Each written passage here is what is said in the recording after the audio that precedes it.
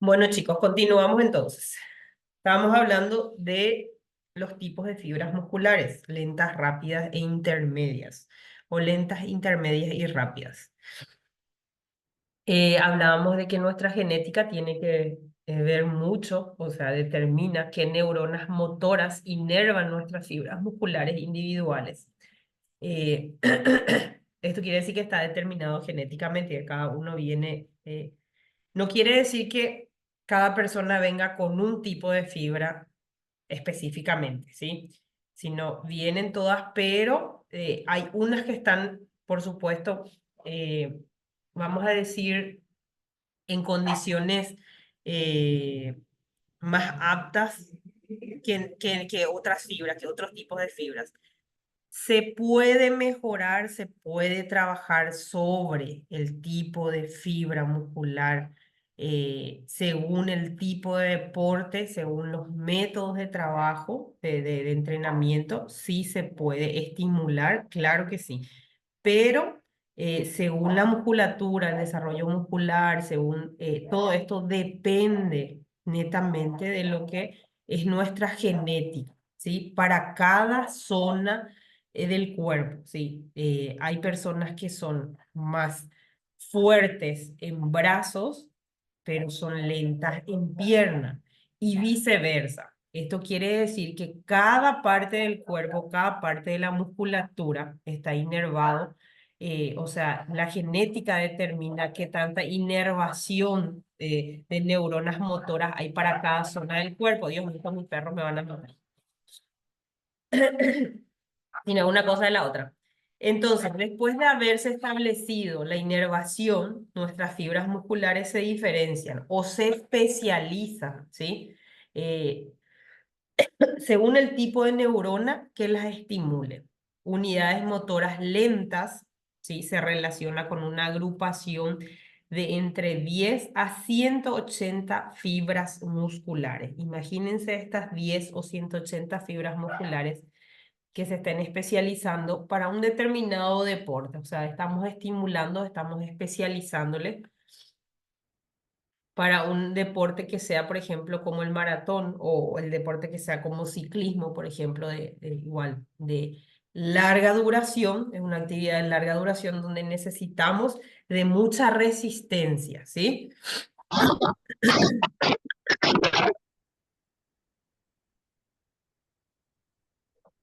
Entonces, ahora sí ya ingresaron todos. Les estaba comentando a los compañeros que en diferentes partes de nuestro cuerpo, de la musculatura, ¿sí? La genética determina qué neuronas motoras van a inervar nuestras fibras musculares. La del cuádriceps, la del bíceps. eh, hay personas que son más explosivas, más fuertes en brazo, pero son más resistentes en pierna, ¿sí? Entonces, esto depende netamente de la genética, chicos. Y les hablaba de Usain Bolt porque era uno de los justamente mayores representantes.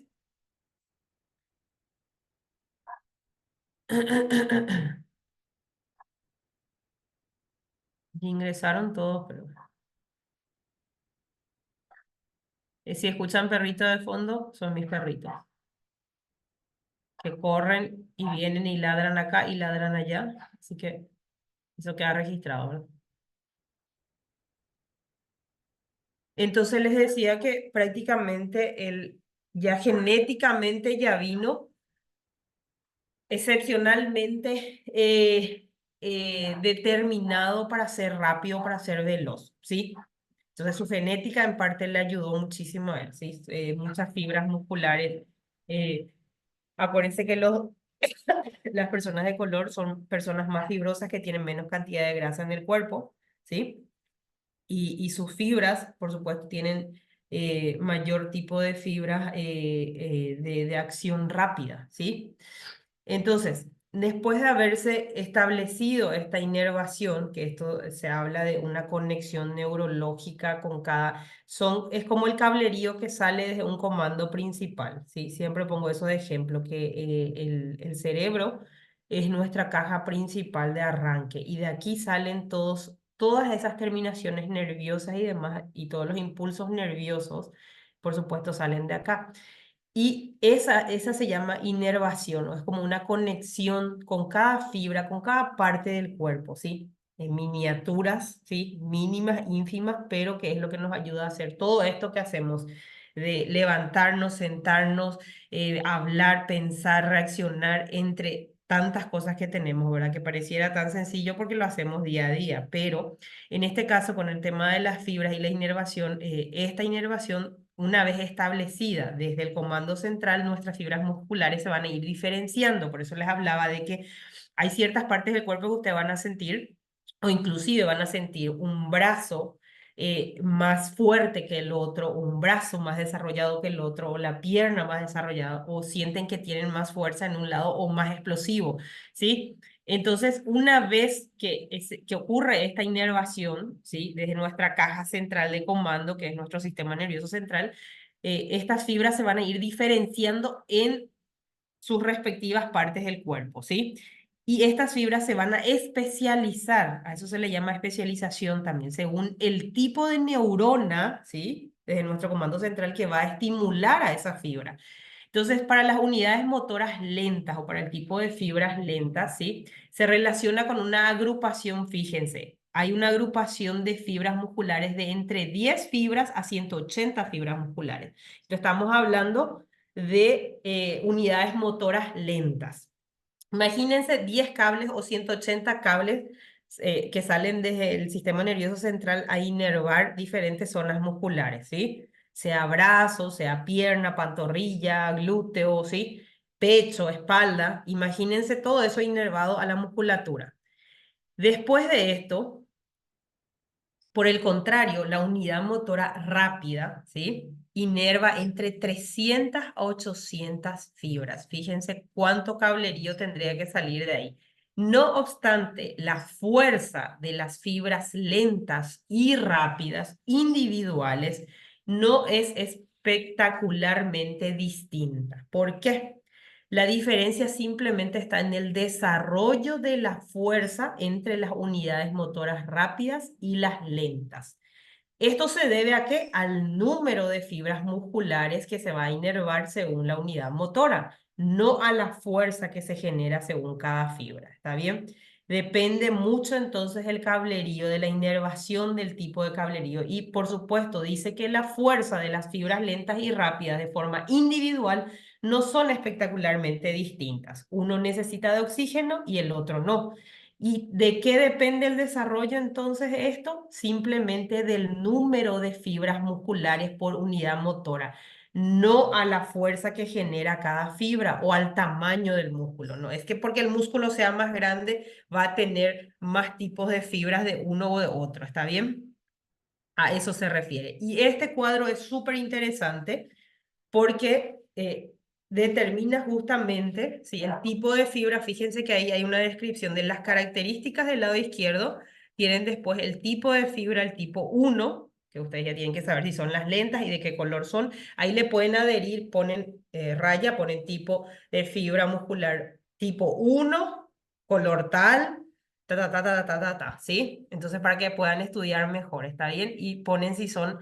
Ahí están las características, van a ver justamente. Después tienen el tipo 2A, que serían las intermedias, y tienen el tipo 2B, que serían las rápidas. Entonces, tipo 1 es lenta, tipo 2 es 2A sería la intermedia, y tipo 2B, que serían las rápidas, las fibras rápidas. Hablamos del diámetro. En el tipo 1 o las lentas, el diámetro de la musculatura en sí sería justamente pequeño. El contenido de mioglobina, que es uno de los componentes de las fibras, también sería alto. Y componentes de la sangre, ¿sí? Los capilares son muchos en esto, ¿sí? Y el sistema energético predominante o el sistema de energía que utiliza es el aeróbico o el aerobio. ¿Qué significa esto? Que necesita de oxígeno para funcionar, ¿sí? Resistencia a la fatiga, por supuesto, al ser un tipo de fibra lento, es muy alta la resistencia a la fatiga porque se conoce justamente tipos de fibra para actividades que sean de larga duración y, por supuesto, se conoce como resistencia a la capacidad, ¿sí? La velocidad de contracción es lenta. La potencia, pudiéramos hacer en comparación a la resistencia, ¿sí? Sería de 3:1, ¿sí? 1 de potencia y 3 de resistencia. O sea que estas fibras tienen mayor resistencia, ¿sí? Ante actividades o acciones o situaciones que sean de larga duración que implica oxigenación en la sangre. ¿Está bien? Entonces, tenemos después las fibras de tipo 2A, que serían las intermedias. El diámetro de este tipo de fibras es intermedio. El contenido de mioglobina, sí, sería intermedia también. Los capilares serían intermedios también. El sistema energético predominante, acá están los dos tipos. Tenemos el aeróbico o el aerobio y tenemos el anaerobio. El anaeróbico se vuelve a subdividir en anaeróbico láctico y aláctico, ¿sí? Estudio para ustedes, quiero que investiguen sobre sistemas energéticos que utilizamos según los tipos de contracción. ¿Está bien? A esto me refiero, ¿sí? ¿Qué es lo que utilizan de combustible como tal y para qué tipo de actividades repercute justamente este tipo de sistema energético? ¿Está bien?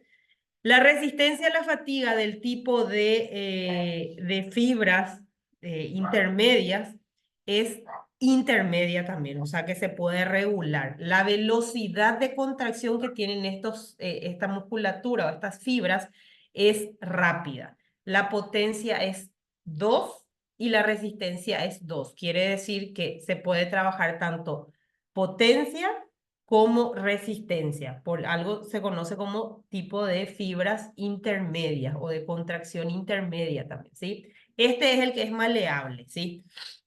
Que sería lo ideal, ¿verdad? Pero no venimos así, ¿sí? Después tenemos los tipos de fibra 2B, ¿sí? Que esas serían las rápidas. El diámetro de este tipo de fibras, el diámetro en sí sería grande. El contenido de mioglobina es bajo, los capilares son muy pocos. El sistema energético que predomina es el anaeróbico aláctico por sobre todo, y láctico. La resistencia a la fatiga sería baja, ¿sí? Y la velocidad de contracción es muy rápida. En referencia a lo que es potencia-resistencia, acá tenemos 3:1. 3 de potencia y 1 de resistencia, o sea que son menos resistentes, son más de fuerza explosiva, más de potencia que de resistencia este tipo de fibra. Entonces, la fibra ideal para estimular serían las fibras del tipo 2A y, por supuesto, se puede estirar más según el deporte y según los métodos que se utilicen según la etapa de entrenamiento y el inicio del entrenamiento para ciertos deportes, uno puede enfocar o especializar más las fibras o lentas o rápidas o intermedias. Esos son los superdotados, ¿verdad? La proporción de un tipo u otro varía en función de factores genéticos, acción del músculo, y el método de entrenamiento, que es lo que le venía diciendo. Los factores genéticos se cree que el porcentaje de fibras musculares rápidas o lentas ya vienen predeterminados genéticamente, por lo cual el velocista, desde que le estaba hablando del señor Usain Bolt, se ha hecho el hombre más rápido del mundo, pero él ya tenía parte del camino hecho por el tipo de fibras, por su color de piel, entre otras cosas, ¿sí? Su genética en sí. La acción del músculo. Los músculos posturales del cuello y la espalda con actividad continua tienen predominancia de fibras musculares tipo 1, son las lentas. Por otro lado, los músculos de los brazos con actuación intermitente presentan fibras musculares tipo 2, que puede ser el 2A, que pueden ser las intermedias. Por ello, la hipertrofia es más fácil, o sea, el aumento de esa zona muscular es más fácil.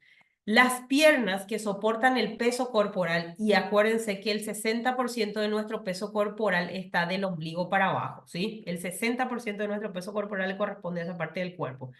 Estas también se utilizan para correr, muestran mayoría de fibras tipo 2A, ¿sí? ¿Cuál era la 2A? Y ahí ustedes tienen que recordar cuáles son. 2A son las intermedias, ¿está bien? Por eso les recomiendo que hagan su esquema de columnas, tipos de fibras musculares eh, y, por supuesto, perdón, algo así, chicos. Y ahí colocan las características. Entonces, tipo 1, tipo 2A, tipo 2B. ¿Ya estamos? Y ahí ponen el colorcito y como si son lentas o si son rápidas. El método de entrenamiento también tiene mucho que ver. Aquellos deportistas de resistencia que quieran poseer un elevado porcentaje de fibras o quieran especializar las fibras musculares lentas, deberán realizar entrenamientos de baja intensidad y larga duración. Al contrario, los deportistas o las personas que necesiten generar altos niveles de fuerza durante cortos periodos de tiempo deben incluir ejercicios de alta intensidad y corta duración. En parte, cuando un esfuerzo requiere bajos niveles de fuerza, solo se activan las unidades motoras, que las unidades motoras serían la motoneurona más las fibras musculares que están inervadas, ¿sí? De las fibras tipo 1, que son las lentas, ¿sí? En esfuerzos mayores se unen las de tipo 2 y por último, en esfuerzos máximos se unen las tipos 2A, ¿sí? O sea que actúan todas las fibras en sí, pero va a depender mucho también del método de entrenamiento o de lo que yo quiera conseguir o de la persona, del objetivo de la persona. En este caso se habla de deportes específicos, ¿verdad? Que necesitan estimular una u otra forma de uno o un tipo u otro de fibras musculares, ¿está bien? ¿Se entiende hasta ahí, chicos? Entonces, espero que hagan su justamente gráfico donde ustedes van a poner justamente para no confundirse, porque a veces uno tiende a confundir un poquitito y tomar lo primordial de cada tipo de fibra.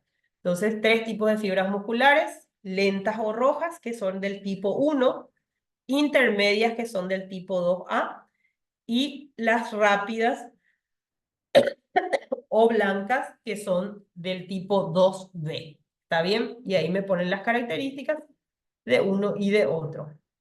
Así va a ser mucho más fácil en el momento de planificar un entrenamiento y que ustedes sepan, necesito ganar más fuerza en brazo, o necesito ganar más fuerza explosiva, o necesito trabajar potencia en piernas, o potencia en brazos, o en tren superior. Entonces ustedes ya saben qué tipo de fibras es la que tenemos que estimular más y de qué depende justamente cada tipo de fibra para el tipo de trabajo, ¿sí? Y vamos a saber qué tipo de método de entrenamiento podemos aplicarle y qué tipo de ejercicios. ¿Qué es el movimiento muscular? Cuando el músculo esquelético se contrae, produce movimientos voluntarios. La escritura, la mímica, la marcha, los movimientos musculares que producen la ventilación pulmonar, o sea, el hecho de respirar, son movimientos producidos por la musculatura esquelética. ¿Qué es lo que produce el movimiento muscular? Un movimiento se produce cuando llega un impulso nervioso al músculo. Este se contrae, tira de los huesos. Al tirar de los huesos se produce un desplazamiento del miembro del cuerpo o de todo el cuerpo, en el caso, por ejemplo, que nos estamos sentados o acostados y nos levantamos y caminamos, ¿sí?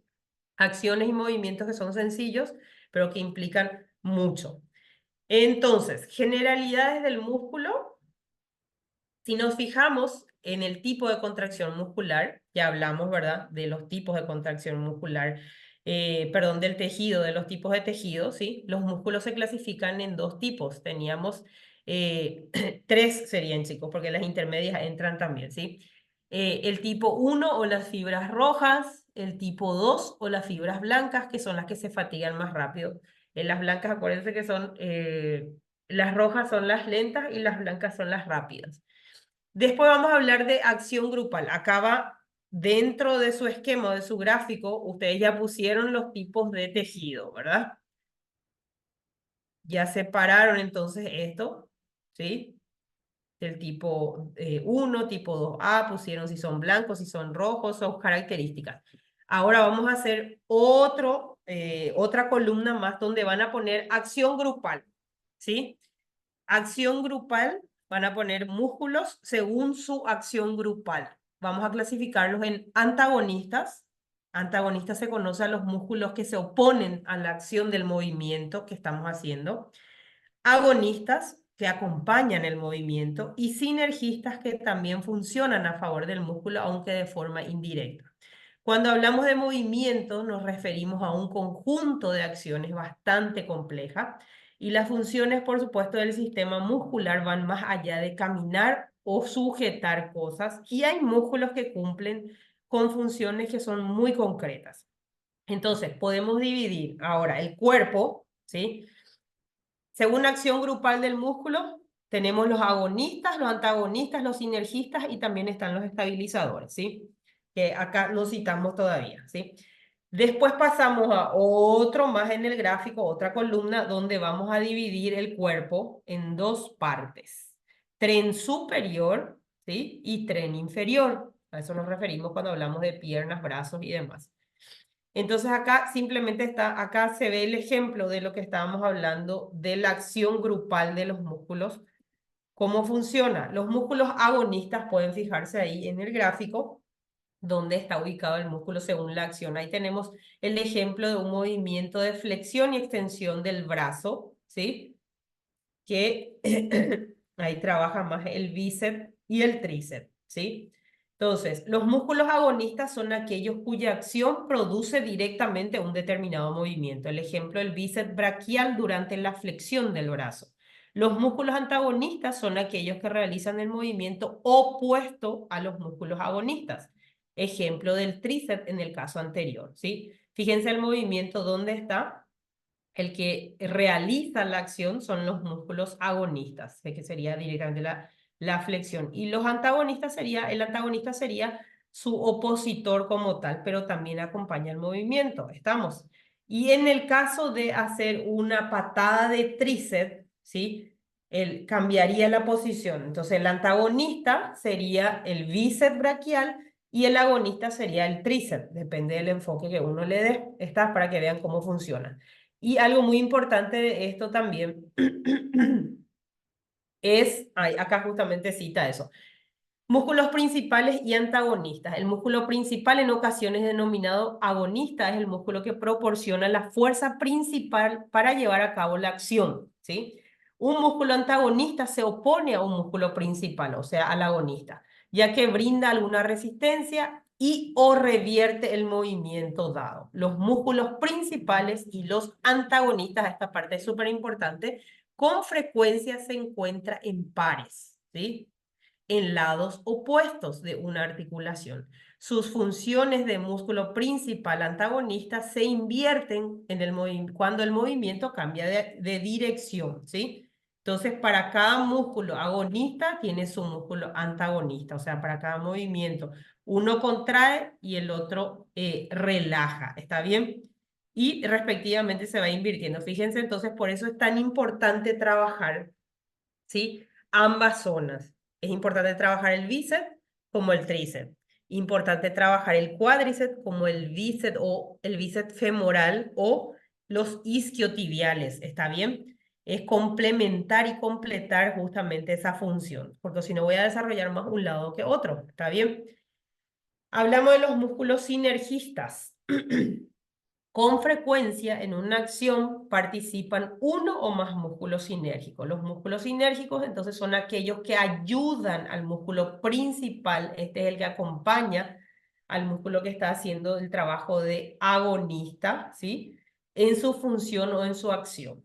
Después tenemos los músculos estabilizadores, que estos son los que actúan manteniendo los huesos inmóviles cuando es necesario. Por ejemplo, los músculos de la espalda son estabilizadores cuando mantienen la postura que tenemos, la postura erguida, ¿sí? Son los que nos ayudan a estabilizar y a mantenernos en posición recta o casi recta. Entonces, tenemos clasificación del músculo según su acción grupal. Tenemos antagonistas, agonistas, sinergistas y estabilizadores. ¿Estamos? ¿Cuáles son los músculos que intervienen en el movimiento? Podemos clasificar en distintos grupos en función del movimiento que efectúan, por lo que encontramos algunos músculos que son los flexores, los extensores, los rotadores. Eh, Tenemos los flexores que se utilizan para flexionar las articulaciones, los extensores cuya función es la de estirarnos, los rotadores que facilitan el giro hacia adentro, que sería pronación, y hacia afuera sería supinación, ¿sí? Este movimiento que hacemos con la mano, chicos, acuérdense de súplica cuando hablen de supinación, ¿sí? Es rotar justamente la mano, ¿sí? Y pronación, que sería como mirar el reloj, ¿está bien? Entonces, súplica y mirar el reloj. Entonces, supinación y pronación, este movimiento, ¿está bien? Esos son los rotadores que facilitan el giro, sea hacia adentro o hacia afuera. Cuando hacemos los movimientos circulares con los hombros o rotamos la mano, dice, el hombro también hace ese movimiento desde el hombro sale ese movimiento de rotación, ¿sí? En pronación o en supinación. Después hablamos de los aductores, que son tienen uno que es AB, que es abductores, y otro que es ADD, que son aductores, ¿sí? En este caso estamos hablando del abductores, que son responsables de facilitar la separación de las diferentes partes del cuerpo al movernos, ¿sí? eh, Habla de una separación desde la línea media tomando en cuenta la zona del ombligo, ¿sí? O nuestra zona central, nuestra zona habla de esa separación, por ejemplo, abrir, desplazar los brazos hacia afuera, abrir la pierna, ¿sí? Desde el punto medio habla de esa, eso es una aducción, ¿no? Esos son los músculos aductores. Y los estabilizadores o fijadores que ya hablamos, cuyo objetivo simplemente es mantener la tensión muscular. Y poníamos de ejemplo entonces la espalda, la musculatura de la espalda, casi toda la musculatura de la espalda son estabilizadores o fijadores, ¿sí? Entonces, ya dividimos el cuerpo en dos secciones, que serían tren superior y tren inferior también, ¿verdad? Dentro del tren superior vamos a hablar de los músculos pectorales, que ustedes van a marcar en su dibujito, en su gráfico, ¿sí? Que pueden imprimir y pueden ir ustedes anotando, de ser posible, cada partecito. Entonces, músculos del pectoral, marcan pectoral mayor, pectoral ta, ta, ta, ta, ta, ta, ta, y van marcando ustedes, y van pintando de otro color si quieren. Más fáciles, y así se les va a quedar súper bien. Perdón. Bueno, los músculos del pecho o del pectoral tienen una gran importancia porque se encargan de cubrir los órganos más delicados como el corazón o los pulmones. Se encargan de sostener el cuerpo mientras se realizan actividades diversas. Los músculos abdominales, junto con los músculos pectorales, son los músculos que tienen el cuerpo en la parte superior, ya que ayudan a tener una estructura corporal equilibrada. Los abdominales además protegen órganos internos como el hígado, el intestino, además de favorecer la respiración, ¿sí? La respiración buena y concreta y completa se hace justamente desde la zona abdominal, ¿sí? También importante destacar que los hombres tienen una mayor cavidad torácica y la respiración de ellos es más completa, ¿sí? Como que viene hasta el estómago, hasta la panza. Nosotras las mujeres parece que cortamos la respiración por una cuestión de estética que viene ya desde la época del uso de los corsets, ¿sí? Que desde antes resulta que para que la mujer no suelte la panza y como tenía que tener cintura, entonces resulta ser que nuestra respiración es corta y la respiración de los hombres es mucho más profundo. Por supuesto, la caja torácica de los hombres es más desarrollado también y a nivel pulmonar es más amplio también, ¿sí? Pero nosotras, las mujeres, o sea, una respiración completa sería una respiración desde, no solo desde el estómago, sino desde la panza completamente, ¿sí? Por eso habrán visto ustedes ahora que hay mucho sobre estos entrenamientos que son los hipopresivos, ¿sí? Es justamente una forma de contraer y relajar toda la zona, la caja torácica en sí y la zona abdominal, que van a ver que meten totalmente la zona abdominal y se ven las costillas y todo, y después vuelven a soltar. Esa es una respiración completa y es un entrenamiento, un tipo de entrenamiento basado en una respiración completa y profunda, ¿sí? Que ayuda justamente a determinar las contracciones también de la zona abdominal. Es muy interesante. No es muy fácil de hacer, pero es muy interesante también, ¿sí? Entonces, después de esto tenemos los dorsales. Dorsales, uno de los músculos más anchos del cuerpo, implicado en diversas funciones del movimiento y la respiración. Ayuda a mantener la columna vertebral recta y la estabilidad. Romboides, que van a buscar dónde está, encargados de fortalecer la zona media de la espalda. Lumbares tienen una gran importancia en la zona baja de la espalda porque soportan una gran tensión. Deltoides y trapecios, estos músculos influyen de forma relevante en el movimiento de hombros y brazos. Los trapecios funcionan como apoyo cuando se hacen levantamientos y los deltoides se usan siempre que se agarre o se coge un peso, dice, ¿sí? Como mover objetos de un lado a otro, el cargar, levantar y desplazar, ¿sí? Entonces, fíjense que cada musculatura tiene su importancia y su función primordial. Tenemos también en la parte, en el tren superior, tenemos también los músculos braquiales. Los principales músculos son sin duda los bíceps que se encargan de que el movimiento del codo, el hombro y el brazo se haga de forma controlada. Para desarrollar de forma óptima también conviene siempre trabajar tríceps que mantiene el equilibrio del hombro y dirige el movimiento del codo, ¿sí? O sea que no tengo que tener más fortalecido un lado que el otro. Por eso hablamos de los músculos justamente agonistas y antagonistas y lo importante que es complementar el trabajo de ambas zonas. Los músculos faciales y las del cuello, en esta zona nos encontramos músculos del cuerpo humano, tan importantes como los escalenos, el esternocleidomastoideo. En la cara hay una numerosa cantidad de músculos. De hecho, cuando sonreímos, movemos más músculos que cuando corremos o nadamos. O sea que hay que reírse más seguido. Por más de que dicen que arruga, así estimulamos lo que son la musculatura en sí que tenemos en el rostro. El llanto también les cuento, pero la risa activa tanto la zona abdominal como la zona muscular del rostro, así que hay que reírse más seguido, dice. Los músculos del cuello se encargan de mantener la cabeza erguida y de que podamos hacer movimientos a los lados, hacia arriba, hacia abajo. Y otro músculo muy importante es el músculo orbicular de los ojos, ¿sí? Es el único capaz de abrir y cerrar. Este es esencial para lucir una sonrisa natural y sincera, dice. El parpadeo, por ejemplo, ¿sí? Esa rapidez que tiene cuando va a entrarnos algo en el ojo, además de cerrar, justamente depende mucho de esta zona del músculo orbicular en los ojos. ¿Estamos? Funciones del tren inferior, aquí encontramos el cuádriceps, el bíceps femoral, aductores y gemelos. Los cuádriceps, su nombre se debe a que tiene 4 cabezas musculares, que es la parte anterior del muslo como tal, ¿sí? De la pierna. La principal misión que tiene es activar las rodillas a la hora de correr, caminar, saltar, agacharse, ¿sí? Levantarse.